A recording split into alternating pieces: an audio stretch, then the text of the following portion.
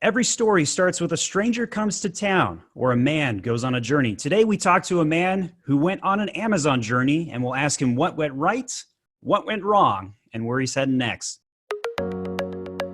This is the My Amazon Guy podcast. I'm your host, Stephen Pope, founder of the agency My Amazon Guy. Tune in each week to learn how to grow your Amazon sales. John Elder is a Black Label advisor and grew his Amazon business to more than 10 million in sales, but since sold it off in 2019. John joins me now. Thanks for coming on my Amazon Guy podcast, John. Yeah, thanks for the opportunity. Well, cool. So tell us a little bit about your Amazon journey and give a little bit of historical context because you've been doing this for some time. Yeah, so I'll just give you kind of a quick overview. It was 2014 when I started, and it actually began as an inspiration to build something else. I've always had an entrepreneurial spirit in me, and so I've built other businesses before this. But I was working at my corporate construction job in San Diego, and I had a great career, and no complaints. It was something that I actually enjoyed, but the scalability of salary is definitely a ceiling that you hit.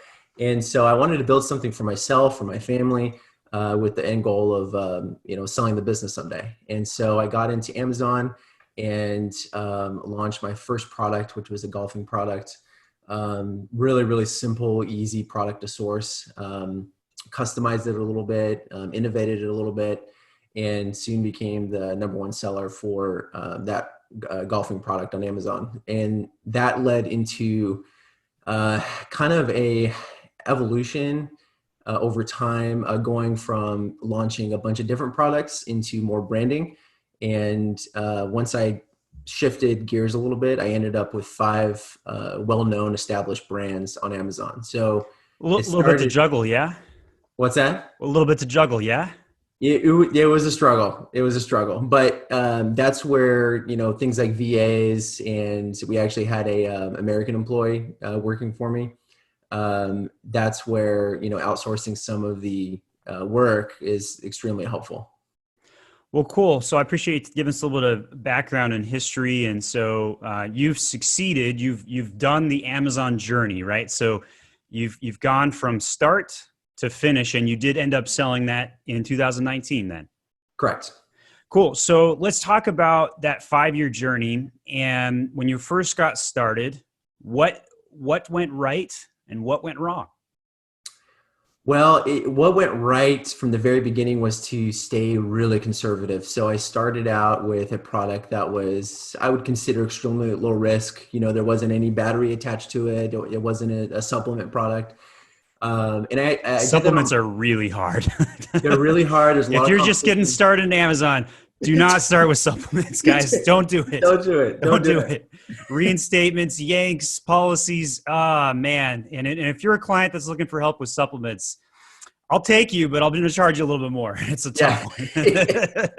All right, John. So avoid supplements. Best advice on the podcast today. Yes, all right. Avoid supplements. No batteries, golfing product. All right. So stay conservative. Yeah. Let's hear it. So I stayed conservative from the very beginning. And the whole purpose of that was to get my feet wet and to not get burned on my first product. So a lot of people, chase what I call sexy products, products that, have, $100,000 a month in revenue.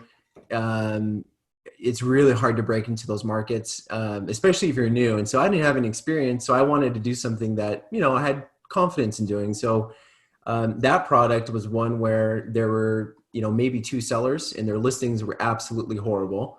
And that seems common for sports and outdoors. Yeah. Yeah. Good category to pick. And so my idea was, going into a product category, making the product better, but also bringing in beautiful pictures, beautiful copywriting, actually written by a human or someone who speaks English, and take over that market. And so that's what do you mean? I can't just copy the manufacturer's 2 lines in China English and call it good? Absolutely not. All right. So you picked a good category. That's half the battle, no doubt about it. Right. And how did your first sourcing opportunity go? So I always hear it can be challenging at times. It can. And so again, I attribute this to just being conservative and being okay, moving slowly. So of course I use Alibaba, and that's common, but the problem with Alibaba is that there's a lot of scam factories out there. And the key was to source from 3 or 4 factories and get different samples from each of the factories and kind of compare notes on the quality of the product. And during the conversations with factories, there is definitely a common mistake that a lot of sellers make. And I honestly, I took this approach without even being educated on it. So it's kind of weird. I recommend it now, but to speak as if you are the owner of this large company, to make it sound like you are, the VP of logistics, which is true. Does that mean you can't start emailing with the Gmail address and say, yeah, I'm this big company, but I don't even have my domain email set up? Yeah, definitely set that up.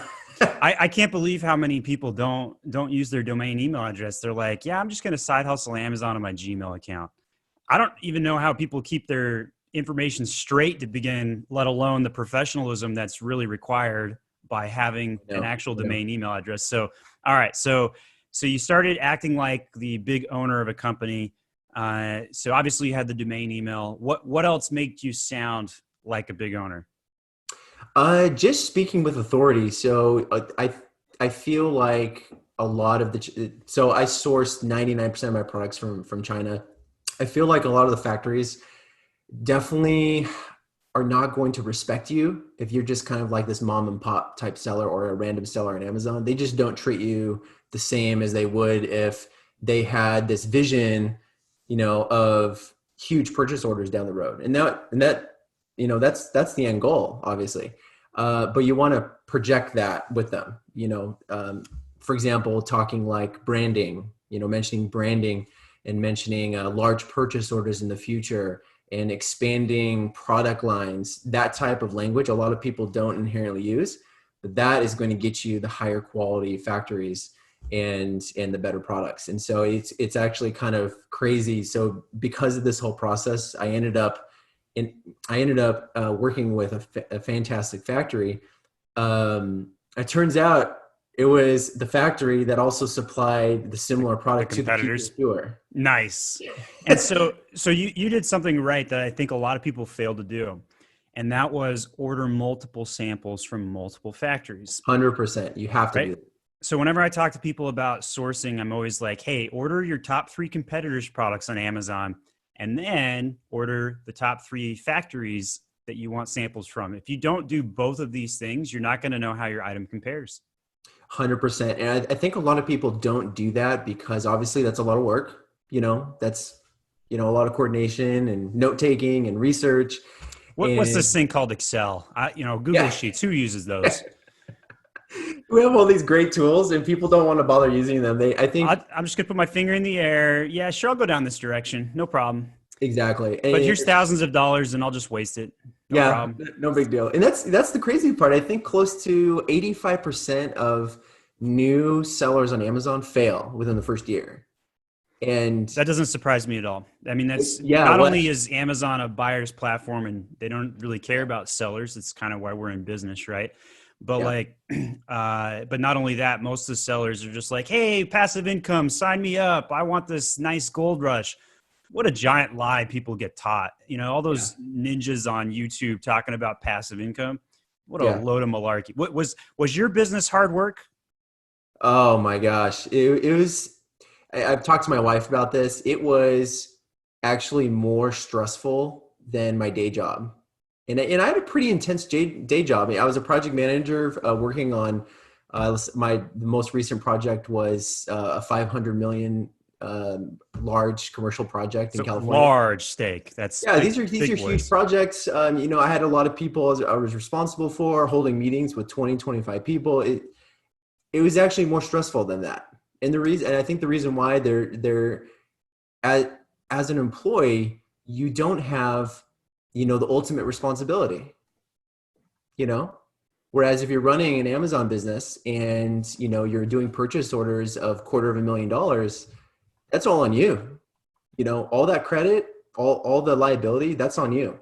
And so I think that's where most of the stress was knowing, at any at any time, you had hundreds of thousands of dollars of inventory, large purchase orders out there, never knowing if your Amazon account is going to get suspended, dealing with hijackers. And the list is obviously pretty long. Super, super long. That sounds like passive income to me. Sign me up. All Yeah. right. So, okay. So we talked a little bit about some of the early decisions that went right. So in the early part of the business, what went wrong? So it wasn't necessarily early on in the business.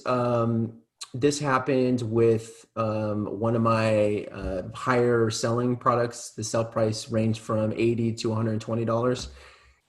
So I got excited and I made the big mistake of taking a large amount of credit out to launch one too many color variations. And so the mistake was having too much confidence in my product and not, being conservative. So I went against who I am, and I launched way too many. And guess what? Some of my colors were flops, and we're talking about products that they're sourcing for $20 a unit. So And liquidating that probably didn't recover much on that, I'm guessing. yeah, I definitely lost my shirt, and I actually got into a really bad financial spot because of cash flow. So when you're running a multi-million dollar business, you have expenses that are really serious, including business insurance, which no one talks about. Nobody talks about business insurance. Yeah, so you have all these expenses and you have payroll. You want to pay your employees for the work they do. And so at a couple months, I didn't pay myself because I got into a bad financial situation. So that was a really, really painful lesson that I'll never forget. And I will never launch too many products ever again. And so that's what I recommend my clients is it's okay to go slow. Going slow is never going to hurt you because you don't want to put yourself in a cash flow problem. So that was definitely a hard lesson. And then the other one I should mention is launching too many products across the board in different product categories. So that was definitely the beginning of the business. And did you do multiple trademarks, multiple brands, all that good stuff? I did that. I did that after about, I'd say maybe at the 2-year mark. I started really, getting educated on trademarks and design patents. But when I first started, I was launching like all these random products because I thought that was the right approach. Over a couple of years, I realized now I need to be thinking about branding. I need to be thinking about, making sure a customer sees that I have a variety of products within that brand that fit the mission of that brand. And why does branding matter? I mean, why can't I just put up a couple pictures and call it a day? So you used to be able to do that. So now, starting from a few years ago, I would say really Amazon customers became more picky and educated, and they want to see all the tools that Amazon offers utilized. So it's, this is kind of a recent thing, everything from A+ content to enhanced brand content to videos being in your listing as a 7th picture.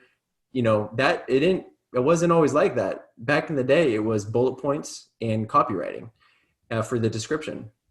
So now if you have a brand and you're brand registered, you have these tools. The expectation from the consumer is to use those tools. If you don't use those tools, guess what? You don't look legitimate now because everyone's using those tools. So it's a bare minimum to be using the marketing platform that Amazon has now. So when you say launching too many categories, you had, golf, you had something in other categories that weren't sports and outdoors then? Correct. Yeah, those were product categories that never took off because it didn't fit into the end goal of having a brand.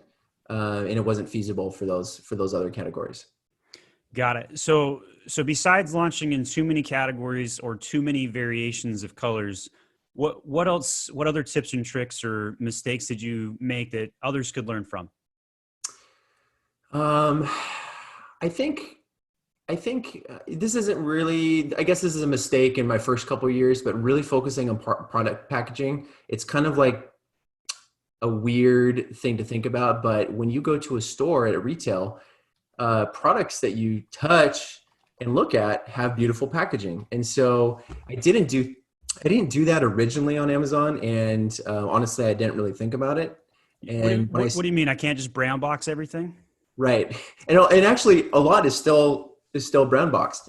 But what's really going to set you apart is when that consumer opens up the package and feels that, wow, they actually put some effort into the design of the package, the materials of the package. And for example, I had a leather product that everything down to a really, really nice branded um, wrapper around the leather goods to protect it, and totally unnecessary wrapping around the product. But when the person opened up the product or the packaging, it was this experience, and so that fit that brand and telling that story of high end luxury goods. So I should have done that from the very beginning, and I recommend that to everyone now. Is don't just think about innovating the products, really think about innovating the packaging, and when that customer opens it, make sure it's a 5 minute experience. That's kind of how I describe it. Got it. So one of the mistakes I made when I first started out on Amazon is I did it with a partner, and we weren't aligned. And so I'm curious, did you take a partner on at all? Yeah. I had a business partner, and we split our duties across the board for different tasks. So Um, were you the marketing guy or the operations guy? we definitely shared marketing. I was more of the operations side of the business, and my business partner was more of the accounting and forecasting E- inventory. Every company needs three things: finance, marketing, and operations. So I'm glad you brought the third one up. But usually operations guy takes the finance, so that's unusual. Interesting. All right. So with that in mind, what would you encourage others to take a partner when they're first starting, or do it by themselves? I would definitely recommend doing it yourself. People change over time, and I think people change their visions for what they want, and that's not always a bad thing, but it can be a bad thing. And I think starting on your own is totally feasible. And I think that using American employees and using VAs from overseas, um, you can easily fill those gaps. You know, doing it yourself. So 100%, I definitely recommend doing it on your own starting out. When I interviewed the owner of onlinejobs.ph, he actually advocated to hire people who you are good in their skill set. So for example, if you're the marketer, hire the VAs to run the marketing. I've talked to other people and they've had different opinions where they say, hey, hire for what you don't know. So I'm curious, what did you end up hiring for? Did you hire for what you knew or what you didn't know? And how did Oh that man, go? that's a good question. So I hired for things that, so I'm a big believer in really focusing on the nuts and bolts of the business, the things that actually matter. And so launching new products and the research and development that goes into finding those products takes time. And I think that is a huge, huge part of the business. And I always thought, my time was better spent doing that. And so we hired someone for logistics and customer service. And so every single customer service interaction on Amazon was done through one of our employees, and then also all of our logistics. So everything from the door at the Chinese factory all the way to the Amazon warehouse, and everything down to the nitty gritty of tracking missing inventory or damaged inventory. He was in charge of that. So I would say outsourcing. I'm a big believer in this, outsourcing the tasks that don't um, affect the business as much. And so logistics, have someone else do that. Your time is going to be much better spent doing product development and launching new products. Got it. That's kind of one of the more fun parts of the job too, right? It's that product research, but people often get overwhelmed with that data as well. And so you launched five different brands. So you absolutely got the eye candy glare, I'm sure. So how did you balance that eye candy against the finances? And what would you say to other people who might get a little bit of data paralysis? Um, from the beginning, I definitely would recommend launching into a product category that has big potential for, 10 to 15 products. And I think if you can really just focus on one brand or two brands, that's even better. And so I actually had five brands by chance. So that's part of, my history of launching all these different random products. And I actually had up to eight brands, killed off a couple of those brands and focused on five because that had, the biggest potential. The other brands were not feasible long term and didn't have the opportunity to launch along a range of product lines. So to use a poker metaphor, I'm the kind of guy that plays 100 poker hands. I don't know which hand has pocket aces in it, and I don't even care which one has it. I'm going to play all 100 poker hands. So not very many people like the shotgun approach, if you will. And it can be overwhelming and you have to be super organized, but it worked out for you. Why would you say it worked for you? Um, And I have a hidden co-host who's coming on camera here. He's hiding behind a pillow as he walks towards the camera. And now he's running away. All right. We'll see you later, Bruce. All right. So poker reference. All right. So running a business from your home and you got kids, it always, this is a new venture in e-commerce these days, right? Yeah. And so John, you have a 5-year-old, as I understand it. And yes. Isn't it nice to work from home when you can go see your son whenever you want? Yeah, it's fantastic. It's fantastic. Just to spend extra time with family is something I love. So.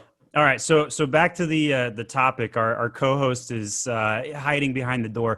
All right. So we've got lots of different things in front of us. What allowed you to be successful with what I labeled your approach, the 100 poker hand shotgun approach. You may or may not agree with that, so feel free to weigh in there. But what made your approach successful? That was definitely the approach in the beginning. And there were product failures. So, I'd say probably a quarter of the products from the very beginning didn't work out.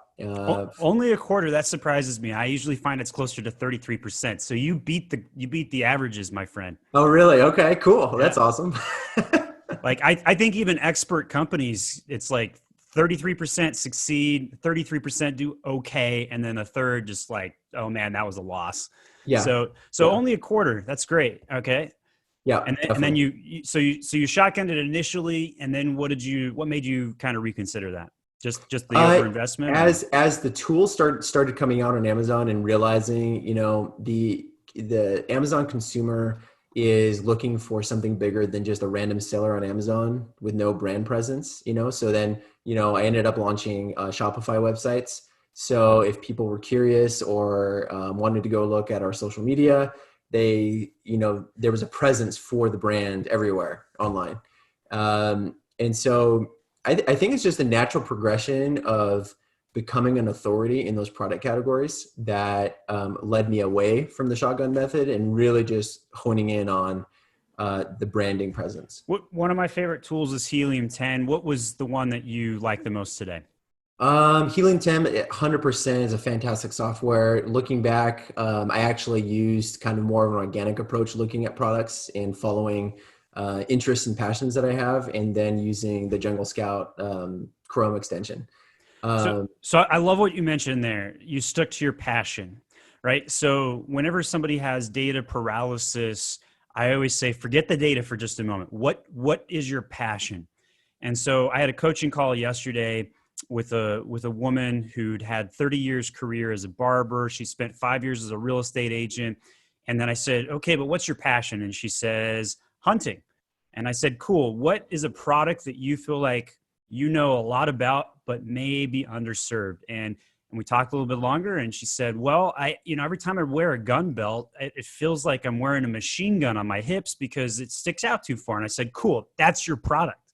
Go chase it, because you know that passion, and you can speak to it, and you could be part of your brand messaging. You can be part of that aspect of what shows up on camera and what shows up on your pictures, right?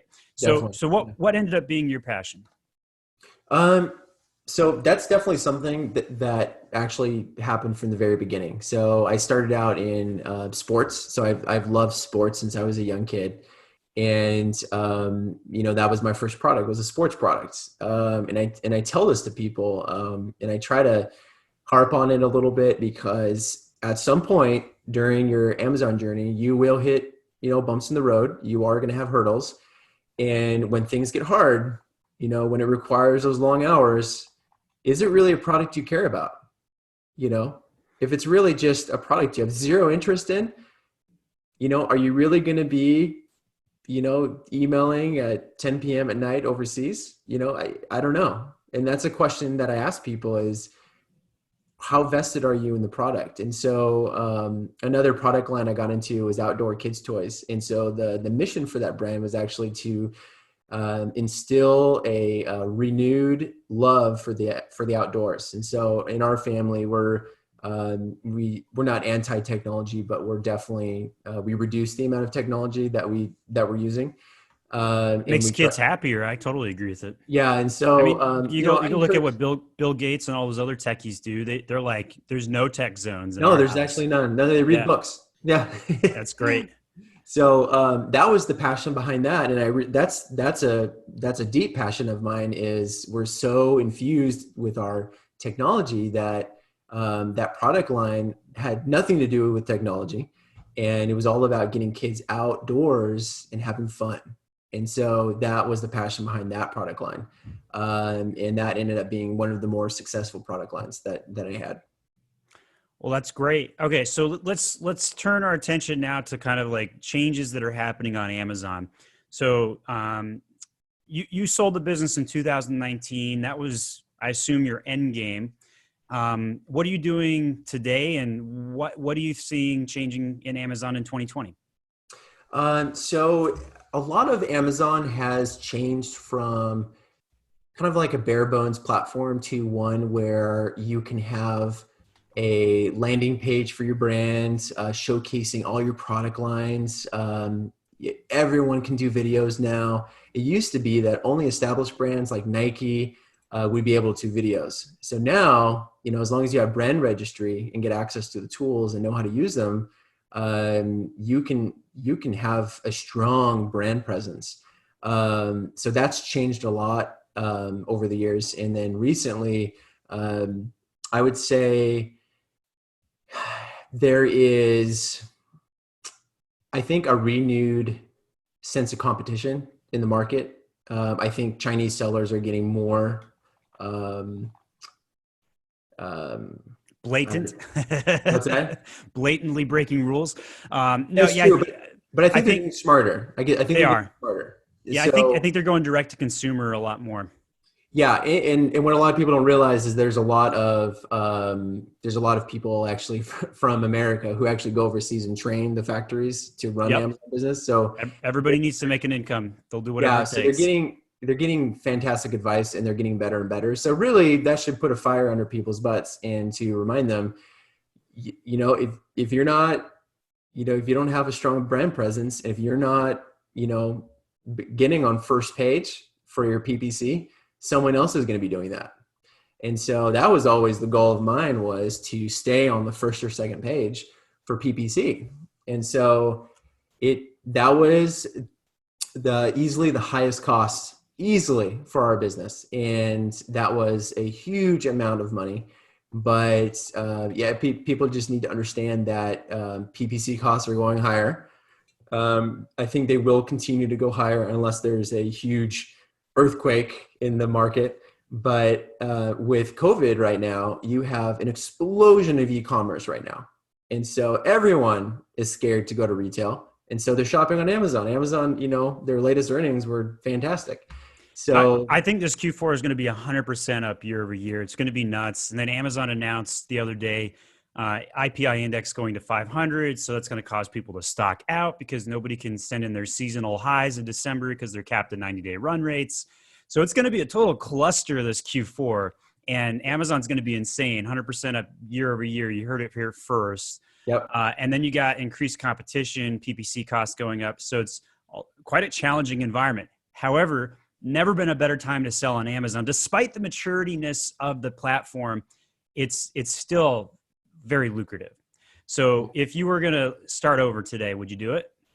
100%. 100%. Yeah. Yeah. My next product line that I'm envisioning is going to hopefully be a made in America product. I'm so glad you said that. I'm a big fan. I think you already kind of saw it coming because you've been in the weeds and you saw China coming into the market. So manufacturing has to inevitably come back to the States, right? Like, I don't know how to get it done. Like, I don't think most people do. And so props to you if you are figuring it out. But like, I think that Made in America is so critical to hack and figure out in the next 2 years. But B2B is what America's good at. America sucks at B2C right now. Yeah. So what, any advice you're willing to share on that? I know there might be a little bit of secret sauce because you're an early entrant on Made in America, but what advice would you give? I would just really just focus on, really, honestly, it's not too terribly different. I think people have this, this idea that, it's this huge mountain, and actually, what the mountain is finding a supplier in America. That's the problem. Yeah. Cause it hardly ever exists. Yeah. So in America, so in China, it's very common to say, I want a 500 unit test order, before I place a 1,500 unit order. So in America, they frown on that big time.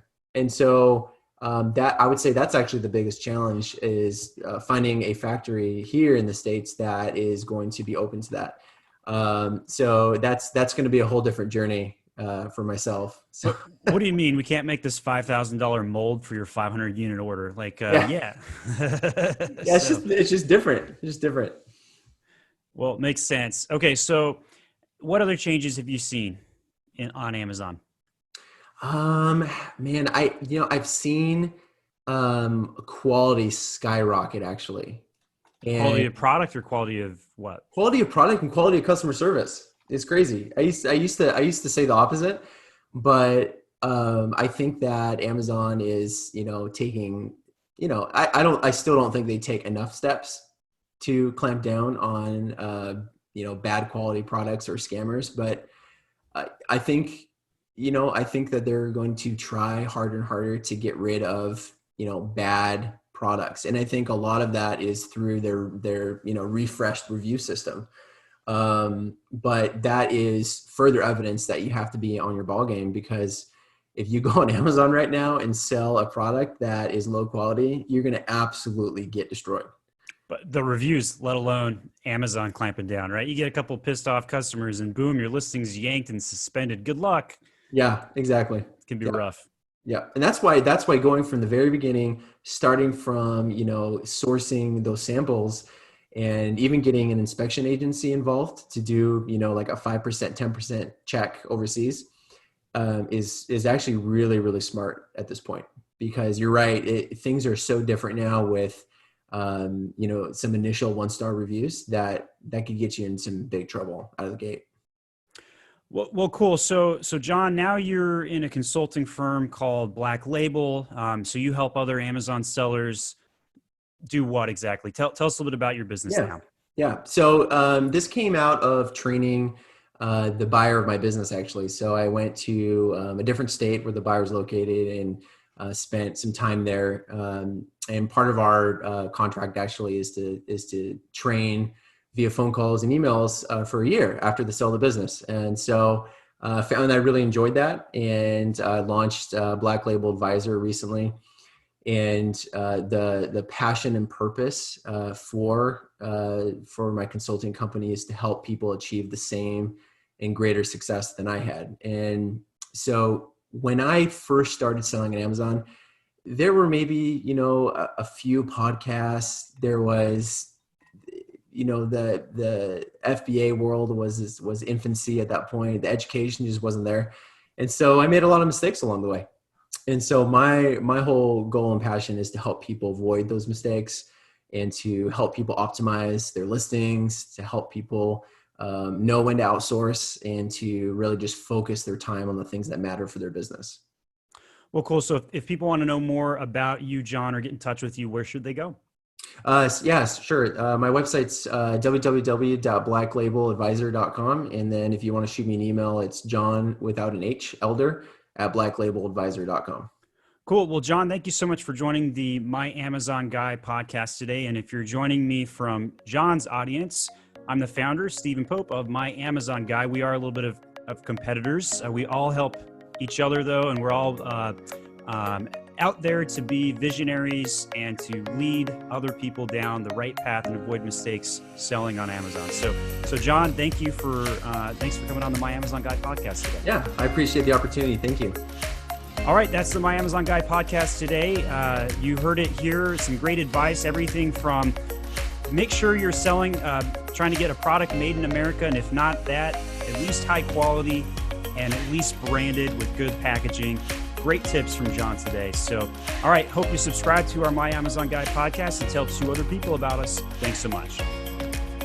This was the My Amazon Guy podcast with Stephen Pope. Each episode helps you grow your sales on Amazon through ideas on traffic and conversion rate improvements.